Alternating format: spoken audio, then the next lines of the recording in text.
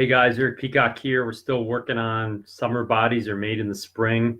Here's Tuesdays. Tuesdays I like to focus on some workout tips. And instead of showing you another exercise, I want to talk about some concepts tonight because concepts I think are important. They're universal. They can be carried over from gym to gym at your home gym. And these are concepts I think that some people still don't get. And you have to look at how the body works and how it responds and kind of realistically where you're at in life. So I got 4 workout do's and don'ts tonight. All right. I'm going to talk about the do and then, or the don't and then the do. So I'm going to kind of do it in reverse order. So working out. So the don't do marathon workouts. Marathon workouts, anything over an hour, typically you're going to see a rise in cortisol. And cortisol, like I've said in earlier things, is a stress hormone. When cortisol levels get high, you can basically kiss building muscle and burning fat goodbye. So a lot of people I see do these marathon workouts. I was in LA Fitness the other day and they have a 60-minute high intensity workout. Well, one, you can't do high intensity work for 60 minutes if you're truly doing high intensity. And 2, that's a marathon high intensity workout that's going to jack cortisol through the roof. And if you're doing things like that, it's very counterproductive. The only time you should work out longer than an hour is if you're training for something specific, like a marathon or an endurance event. So keeping the workouts short, 30 to 45 minutes.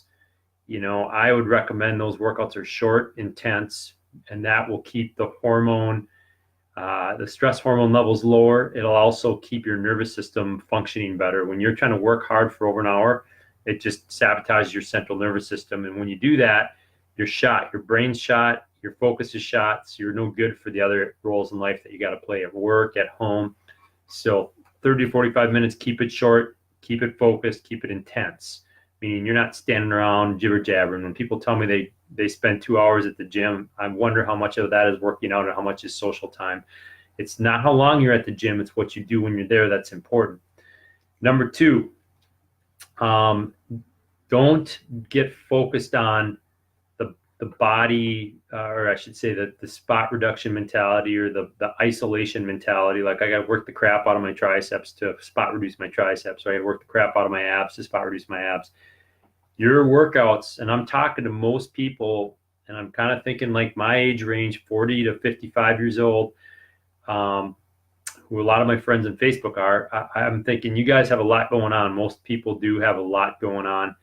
And when you don't have a lot of time, you got to maximize your workout. So you're better off working out with total body compound movements. Compound movements are movements that work at multiple joints. So like, let's take, for instance, a squat movement.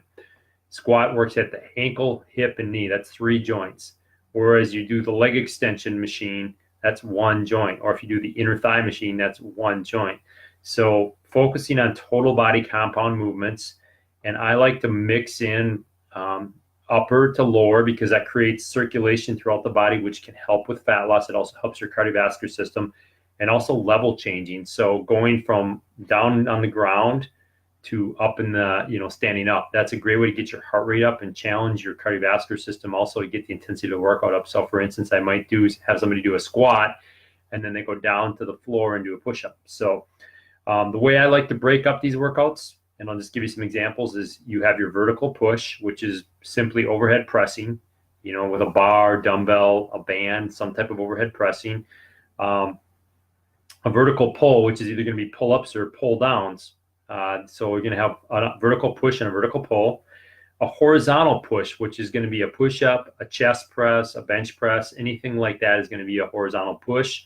Horizontal pull is going to be pretty much any row or rear delt fly variation where you're just pulling in a horizontal plane for the upper back. And then you have a hip hinge. Well, a lot of people don't know what a hip hinge is, but a deadlift type movement. Deadlift or good morning type movement, or glute bridge is another one. Is going to focus more on your butt and your hamstrings, which for most of us that sit during the day, those muscles get really shut down and don't get used a lot. So this is a great way to use those muscles. Plus, when you do that hip hinge, you're strengthening your whole back side of your body, which supports your spine. A lot of people, they talk about bad lower backs, but a lot of times you just look at like their butt, their hamstrings, their lower back all weak because they get sat on all day and they don't get used. So More of a hip hinge means you're moving more from your hip. Now the other one is a quad dominant. That's where you're gonna have about 50% hip, 50% knee. So think of lunges, squats, step ups. Those are going to be your primary quad dominant movement. So kind of recap that. We want one vertical push movement, one vertical pull, one horizontal pull, one horizontal push, a hip hinge, and a quad dominant movement. Also, what you can throw in, I like to throw these in too because they factor into regular life, is loaded carry. So we call it a farmer's carry, carrying 2 heavy dumbbells or barbell type things. You might have a gym that has different little apparatus, carrying those in each arm, pushing a prowler, dragging a sled. Think about when you're working out in the yard, moving landscaping and stuff like that, you're doing those things, or you're carrying things around the house. Or if you have to move furniture around, you're dragging like a dresser over. That's a loaded carry. So that also prepares you for life and also burns a lot of calories, and it's a lot of work. So you could throw that in as a bonus. So once again, we want to focus on those big movements. They burn more calories, they train more muscles in less time, much more efficient for a 30 to 45 minute workout. If you are married to some exercise like tricep extensions or bicep curls, throw those in at the end, but prioritize those total body movements. Number 3, this is one that I always hear people talk about, especially I see this with people, is you cannot beat the crap out of your joints and your spine. You have to be mindful. So I'm talking about, spinal loading exercises like deadlifts and squats are great. You just don't want to be loading a bar on your back or lifting heavy weights off the ground, on a day-to-day basis. And I kind of really, like, as I've gotten into my later 40s and I want to still work out hard, I kind of set a rule for myself and for my clients is we never load the spine or joints 2 days in a row. And not just with weights, but running is also very high impact, or plyometrics or something like P90X. Doing those high impact exercises and heavy loads on your spine in consecutive days, you're asking for an injury or something to tweak. So the rule I always say is managing joint and spine health. So if I do something high impact or spinal loading, the next day if I'm going to exercise, it's going to be something low impact like biking, elliptical, brisk walking, hiking, something that's not going to pound the crap out of my spine and my joints. Or if I'm lifting and let's say I do deadlifts one day, the next day what I'm going to do is I'm going to do maybe some upper body or some things that aren't going to load the crap out of my spine, because I see people do this. I had one client who we found out the hard way. He played golf, and golf is high explosive rotation on the spine. So that is a loaded movement on the spine. And the next day we did squats, bar squats. Well, then on the next day he decided to go for a run. And then on the next day he went up and changed light fixtures, which if you're working overhead like that, if you've ever put in light fixtures, it's a lot of stress on your neck, which is part of your spine. So that's 4 days of loading his spine. Well, guess what happened?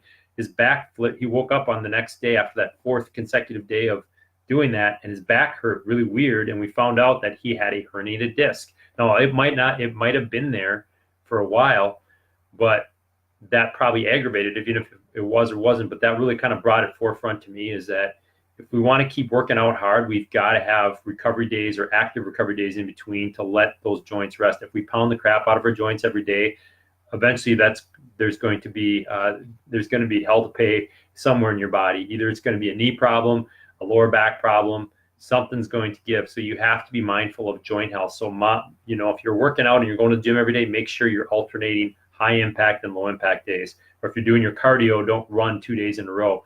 Just be thinking about your joint health. It might feel good during the run, but eventually if you're doing that every day, you remember running is 6 to 9 times your body weight and force into the ground. So that can just really beat the crap out of a lot of your joints. All right, number 4, the bonus one.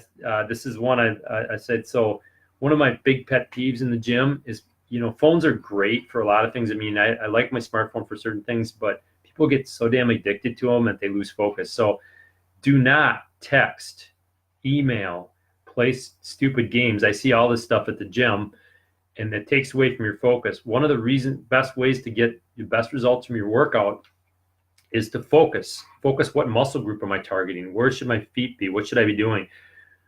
I can't believe how many people we start personal training and they just don't really realize how much mental effort goes into focusing on what you're doing.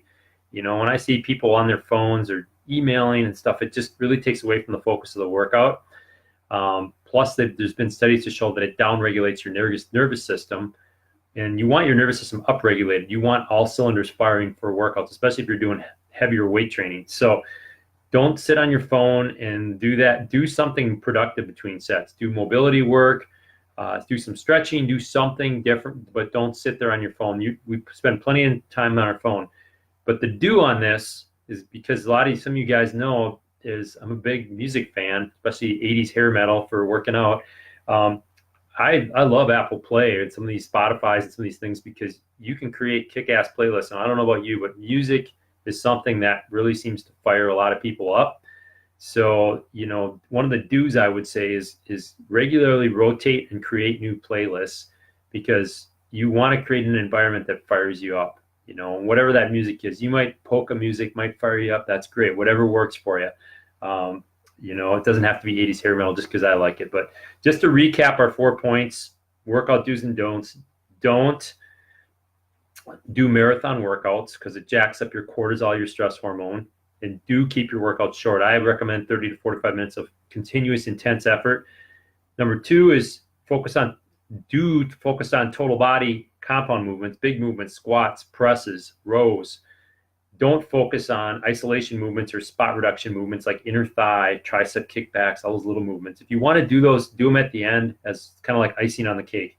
But focus on those and alternate between upper and lower. Try to change levels going from the floor to up and down. That'll get your heart rate up. You'll get more out of the workout. And remember, vertical push and pull, horizontal push and pull, quad dominant, hip hinge. And if you want to throw in some loaded carries, that would be great too. And you could mix some core in there as well if you want to do some planks or something like that too. But we're talking about weightlifting exercises primarily. Number 3 is making sure we're mindful of our joints, not doing high impact things like running, deadlift, squats on consecutive days. So our joints start to hate us. And that's the don't beat the shit out of your joints. All right. That's just something I see a lot of people do. And then they wonder why things hurt. We get overzealous, especially this time of year. We go out for a run. I went out for a run today because I know we're here in Minnesota. We're going to have our supposed snow blizzard or whatever. But tomorrow I'm going to do like an elliptical machine just because I know I might feel like going for a run, but it's about working out smart, not hard, not always doing the smart thing. Sometimes might not be the most exciting thing, but it's the right thing to do if you want to keep doing this long term. And then number 4 is, do find some kick-ass music to make some great playlists too. And don't sit there and play on your phone and distract yourself during your session. Be focused for that 30 to 45 minutes. Your mind is on that, focusing on what you're doing, your technique, your form, your breathing, all those things. It takes what you focus on. When you put more focus in, you're going to get more out of your workouts. You're going to feel the muscles that are intended to. It just amazes me how people don't really know where they're supposed to be feeling something or what they need to be doing. So that's my workout tips for today. You got 8 weeks to summer, plenty of time to get some great results. Just a couple things here. If you guys like these Facebook Lives, I'm going to be doing a special Slim and Trim Facebook Live on Thursday night. Facebook Live, I'm going to be talking about our Slim and Trim program, which is kind of really amping up the nutrition. And I would say 70-80% of your results is going to come from your nutrition. I've done things at really high levels, and I'm in the process of doing that right now as physique shows where you get really, really lean. Now, I'm not saying people need to get single-digit body fat percentages, but I've learned a lot about how powerful nutrition is. It's like a drug. It's more powerful than any pill you're going to take or any drug or any miracle, potion that Dr. Oz might have on there. But if you want to do nutrition, watch my Facebook page. I'll be announcing it. We're going to do a Slim and Trim mix. We're going to talk about some nutrition things to help you get rid of the belly fat, the upper back fat, and get lean and mean for summer. All right. But it's going to take some, I'll tell you what, if you guys saw my last Facebook Live, one of my last ones about nutrition takes discipline. I can give you a nutrition plan, but you got to follow it and you got to be consistent. I'm not saying perfect, but you got to be consistent. And one of the biggest problems with nutrition is people are just not consistent. So we're going to go over some basic fundamental things you can do for the rest of your life that are going to help you stay on track with nutrition. Yeah, weight's going to fluctuate up and down. I know we all gain a little over the holidays and stuff, but generally you're not going to be doing these big peaks and valleys of gaining and losing. We want to get you off that cycle because it's not good for your body. And typically it just destroys your metabolism. So Slim and Trim Facebook Live on Thursday night. Thanks for being on. Hopefully this was helpful. Reach out if you need anything specific. I see one of my online clients on here, Carla. Welcome, Carla. Thanks for being on. But we do have online training too. So if you don't live in the area and you want some help with that, reach out, personal message me, or say something in the comment box. But thanks for being here, guys. Have a good evening.